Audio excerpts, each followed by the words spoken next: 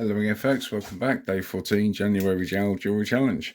And we're back on the TCH folding rigid 850s.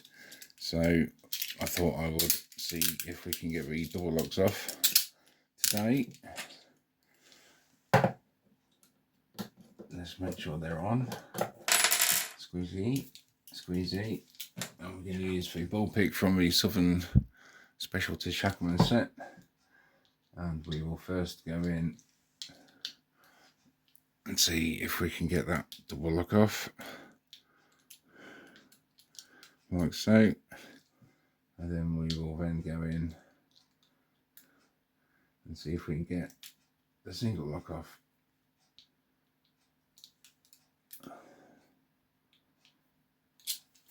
That's one side. Okay, this side always sticks up a bit, so we'll see. Is that the double lock off? Yes it is.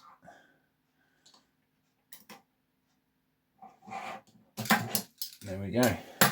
TCH 850 folding rigid double lock picked with the Shackleman set ball pick.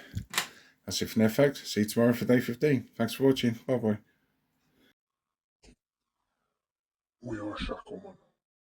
We are not sporters. We shim. We pick handcuffs. Expect challenges.